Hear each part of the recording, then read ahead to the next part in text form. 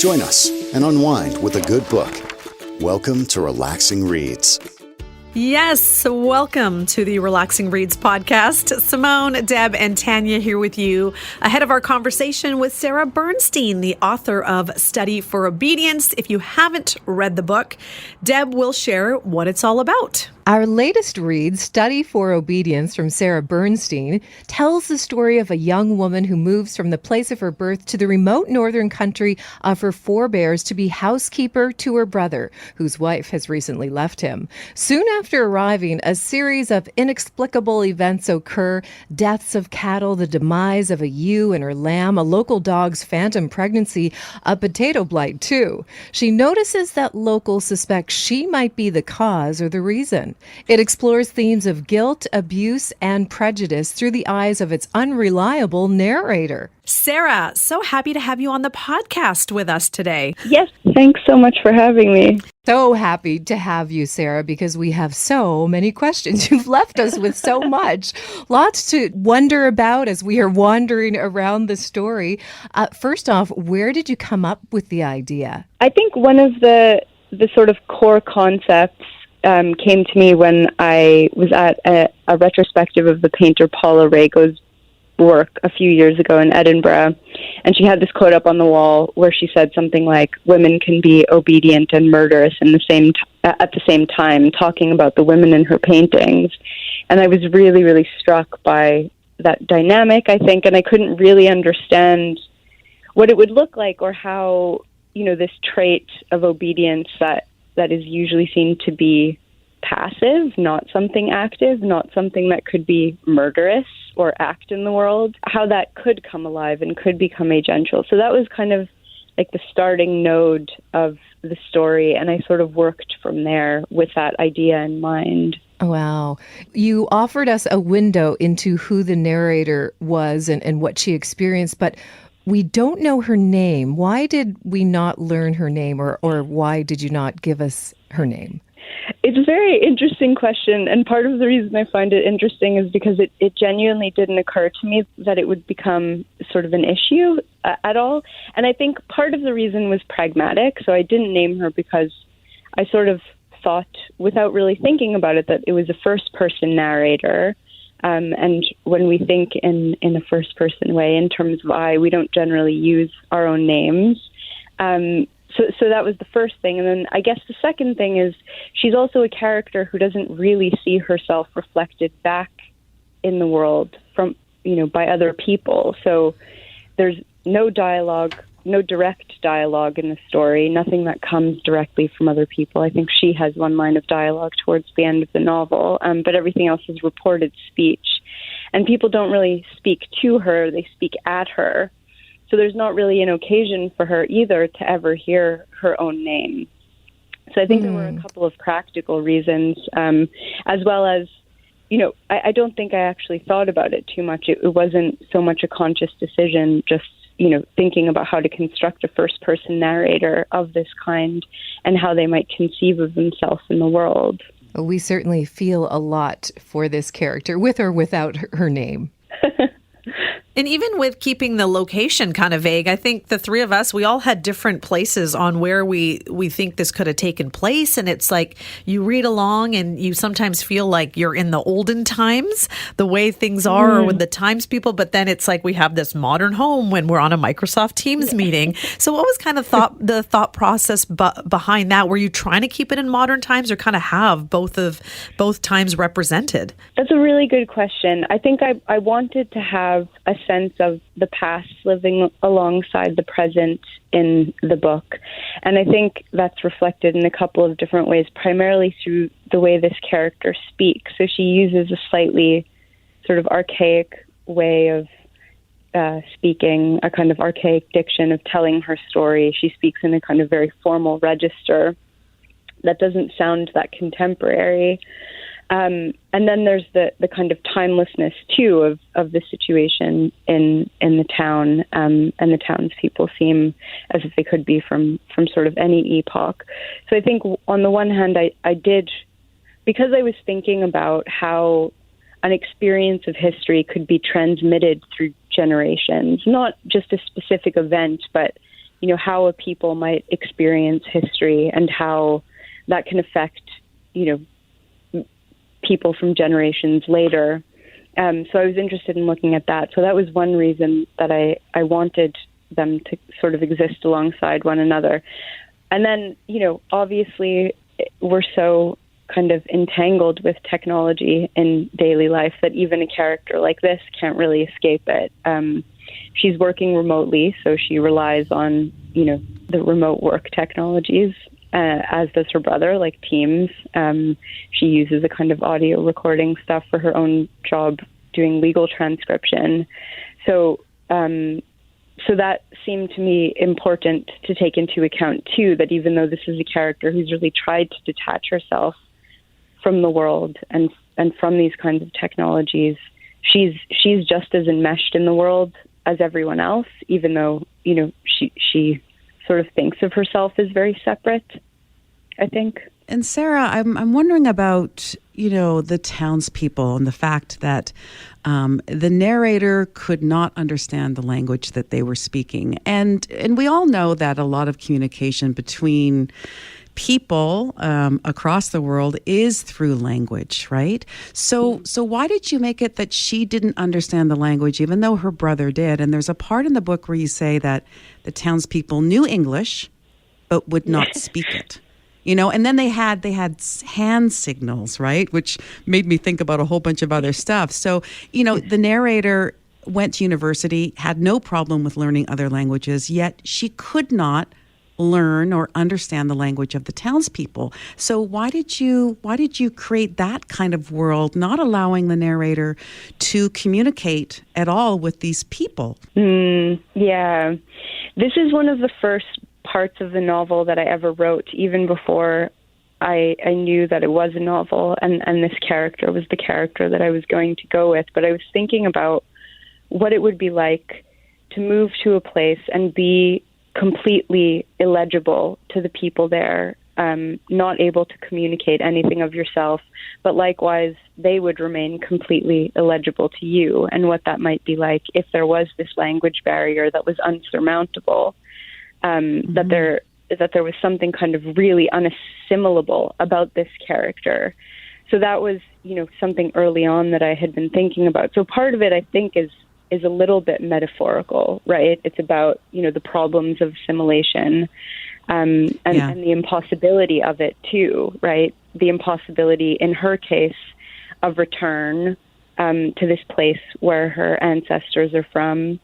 The failures of the kind of fantasy of returning to a state before, her forebears were kind of exiled from that place. So I was thinking about that. And then also thinking about how that must have come off or might come off to the townspeople who would speak a language that's not English, right? English is sort of considered, a major quote unquote language. And English speakers often travel without learning, learning languages from the places that they're visiting. Yeah, and I think that there's something a little bit sort of colonial in that mindset, right? That everybody's going to be able to speak your language. You're not going to have to adapt.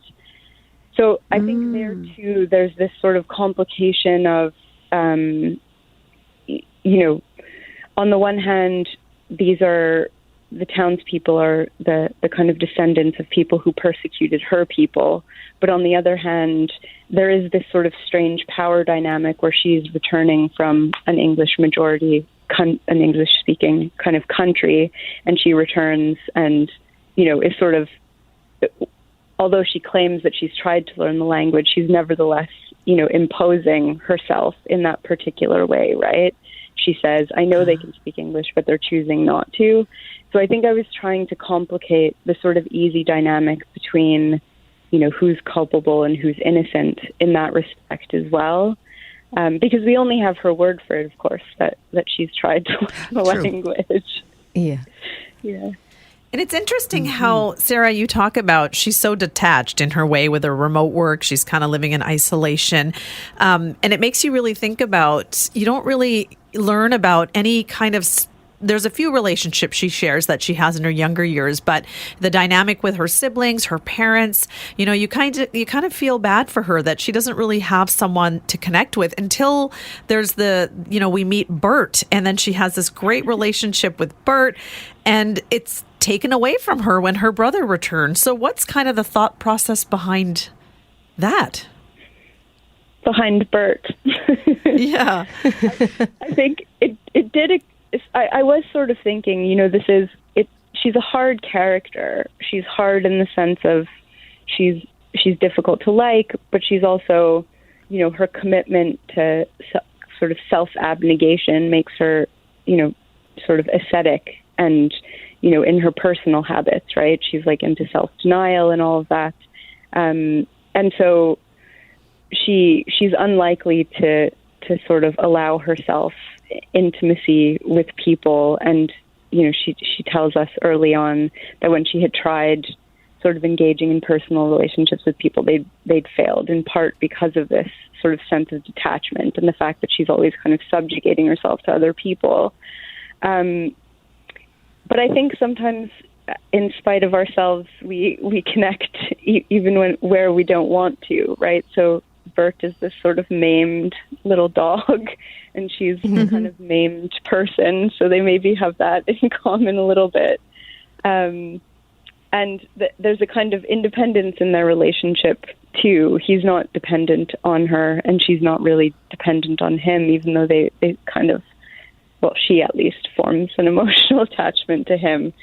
And of course, the brother, for his part, who's always trying to exert power over her throughout and has done throughout their life, would try to kind of take that away from her, because that's something that he can't control too.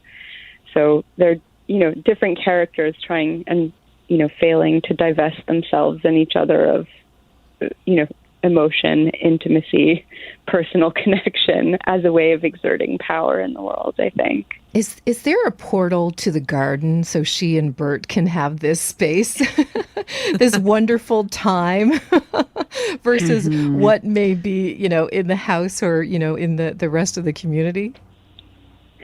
It is a little bit of an Eden, I think, isn't it? The garden. Yeah.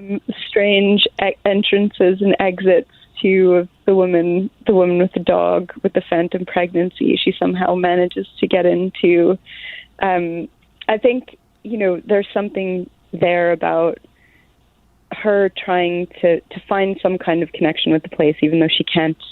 She talks about being unable to read the landscape because she doesn't know the names of the plants there, and she sort of feels detached from it. But on the other hand, she gardens in that garden and makes a connection that way, and kind of, goes a little way to putting down roots in that space too. I hadn't actually thought of it that way, but I really like that reading, that there is this kind of space of safety for her that's outside of the house, but also not out in the bad world of the town. Mm-hmm. And that is really that is a beautiful space that you created. And I actually liked the part where she would walk to the pond when it was still covered with ice, and she would, look at the things happening underneath the ice. I think I did that as a kid. It's kind of interesting. Yeah. But you also you took us also on some very sort of kind of harsh realities too. Like as a reader, I'm reading about the kite that is plucking out that rabbit's intestines, while the rabbit is still kind of alive, and her brother, and the story about the frogs where he took the big frog and put it beside the little frog, and only to watch the big frog eat the little one, and the dead, the ewe with her dead lamb sticking out of her with the eyes plucked out. Like some of that, when I was reading it, I'm like, oh gosh, I can like put this image in my head and it won't go away. So why did you write sort of kind of some harsh realities, and also talking about stuff that happened in the world, bovine hysteria, which happened, and avian flu, and you talked a little bit about the townspeople being, distrustful of the government. Well, the government says we have to put the chickens in a cage and we have to do this, and so there's some commentary going on. So why did you put these kinds of elements in your novel? Yeah, it's a very interesting question, which I could probably talk about for a very long time. So I'll try to kind of unpick some bits of that. Yeah. So I think the first thing is that how should I start this answer, actually? It's such a meaty question. I guess the first thing is to say this, the story's set in a rural place, and, I now live in a very rural place. And I think when I moved up, one of the things that I was very struck by is the kind of dailiness of animal death, not in a sinister way, just, kind of being exposed to it in a way that you're not in a city. And my partner and I have a couple of sheep too, so we didn't, that particular sort of description of the sheep didn't happen to us, but we have had some sad things happen to the sheep. And it's sort of like when you're in closer proximity to animals, you tend to see this a lot more. And I think she's a character who's always trying to read signs and trying to understand places. So she reads too much into these things that are actually daily occurrences. So she thinks, as the townspeople do, like all of these things must add up to some kind of sinister workings related to, she thinks, it's about her presence, and they do too, right? Like maybe I caused it, and she knows that they think that of herself, and she sort of holds herself a little bit responsible. But I think so she takes the harsh realities of nature and tries to think that it's not just nature; it's actually something's going to happen. That's interesting. Yeah, she it becomes kind of objectified for her, and there's a lot around superstition there, I think. But I think, in fact, the thing that ties these things together in a lot of ways is the sort of long march of capitalism and the climate crisis, right, which has sort of sped up the spread of these, zoonotic diseases, right? Bird flu is more common now than it was because of that. And I think, sometimes we try to attribute like sinister causes or intention to things that are actually just happening as the background to the world that we live in, right? That we are very much connected to and affected by. So I was thinking about that as well, I think, and trying to sort of suggest it, if not bring it to the fore, I think. Okay. I need to read your book again. I know. I was thinking this. Just, our own discussion before chatting with you. It's one of those books we were saying that you read it and it sits with you, and then you almost need to reread it to kind of be like, what did I miss? What cues did I not pick up on? So we definitely enjoyed it. Now, what was it like for you when you found out you had won the Giller Prize or even being shortlisted for the 2023 Booker Prize for this novel? It is. I mean, just astounding. It feels not real, and at the time it didn't feel real. I think when my editor called me to tell me that I was on the Booker shortlist, I was like, this is a joke, right? He was like, that would be a very mean joke. And I think I've never really written with any sense of an audience or a sense that, anyone beyond like my friends and family with a little bit of encouragement might read my books. So I feel really just incredibly privileged that, whatever all of this has meant, it's meant that, people who might not have encountered my work otherwise are finding it. And that is just, it's such a lucky thing for a writer to have, right? A readership, who, you're describing like thinking that you need to read the book again. Like how lucky is it to have readers like that? It's sort of astounding. And also I think one of the most amazing things too has been, the book is going to be translated into a bunch of different languages. And because I read so much in translation, that to me is just like the coolest thing that, readers are going to encounter a version of my work in their own language. So it's just been kind of wild, Yeah, that's exciting. And so, Sarah, what's next for you? What are you working on next that you can let our readers know about? Oh, well, it's been a bit slow. I have a 6-month-old, so I haven't had that much congratulations. Thanks.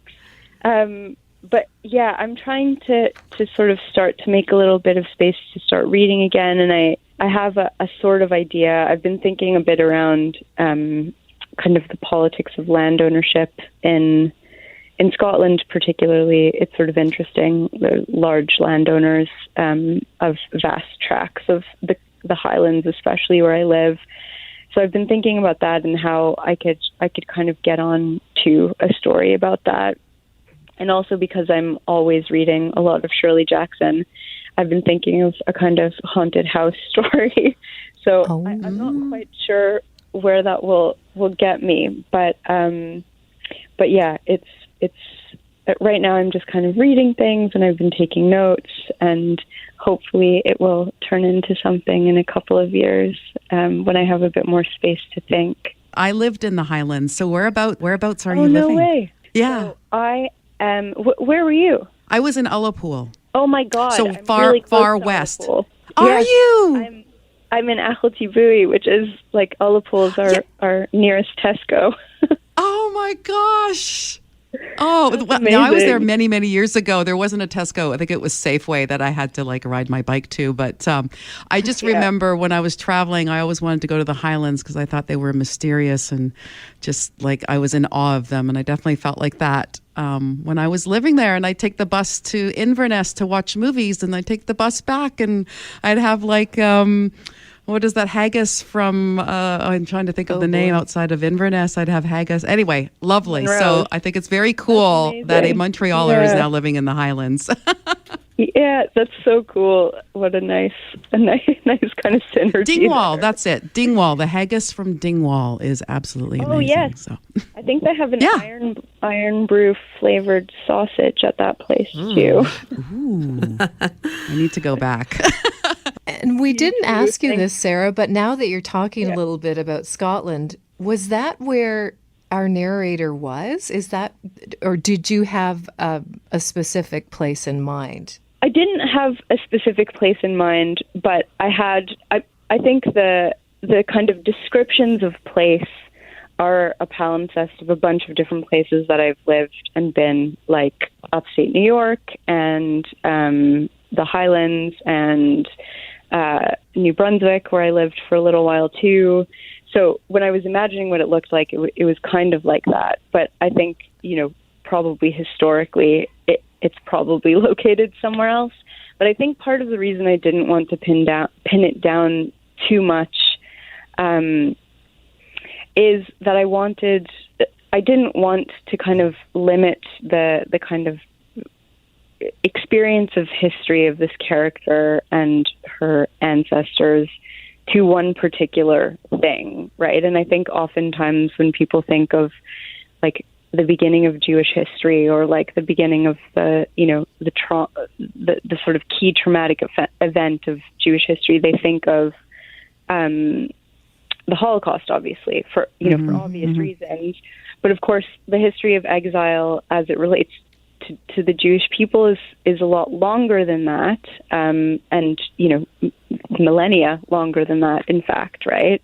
And even 100 years before, right, there were the pogroms. Like there's all sorts of things. So I wanted to think more rather than just about like the inheritance of the Holocaust. Think about the inheritance of a particular experience of history as like a series of catastrophes. So what does it mean to feel like you're always about to be uprooted, or that something bad is always going to happen, and you're waiting for that thing to become true, and history has proven that it's going to become true? What if you raise children in that kind of climate, as this character's parents did? What does that make of a person? So I think that's sort of why I didn't want to pin it down too specifically. But it's been really interesting to hear readers' responses and the kinds of places that they think it happened in and why they think it might have been that particular place. And of course, I understand, as a reader myself, the kind of ways that you want to pin down things when you're writing. So It's just been a sort of interesting process of reception and hearing about it, I think. Mm-hmm. Well, we like the mystery that is attached to the story, for sure. Yeah. And you've given us a lot of things to think about. So, wanting to reread it, or for our readers listening to this podcast to get this information and read it for the first time, I think it'll be an interesting journey for them. Yeah, I hope so. Yeah. Thank you once again so much, Sarah, for chatting with us today and answering some of our questions. Thank you. You too. Thanks. Thank you. Bye-bye. Bye. Take care. Bye. I'm so happy we got to chat with her Wow. and get a lot I of know. that I I want to insight. know more. I know. Don't judge a book by its Definitely. cover, right? A little dead bird. Oh my gosh. Bird on the cover. Oh, my gosh. What have we got ourselves into? It's the book that doesn't give you a lot while giving you a lot, right? Yeah. Yeah. Because we I had hope to this do the character thinking. is in her next whatever she comes up with, because she was talking about something haunting. I hope that character, that narrator, Yeah, it was lands in interesting. the next one. She was saying she's focusing on an obedient woman, but yet a murderous one. I was like, Yes. To be obedient and murderous at the same time. Our next read is What Wild Women Do from Karma Brown. Two women's lives unexpectedly intertwined in this intriguing dual timeline novel from this #1 internationally best-selling author. So it's apparently a story about two women whose lives are 50 years apart, but they seem to be destined to meet. And there's a mystery at the center of this novel as well. Love Ooh, I it. can't wait to get into that one. Yeah, so that is our next read. As always, lovely chatting with you both, and I'm so happy we got some answers on this novel. But Study for Obedience, Sarah Bernstein, if you are looking for a book to do a deep dive with, I think this one would be the one. Indeed. Thank you for kicking back and relaxing with us. We hope you'll join us again on Relaxing Reads.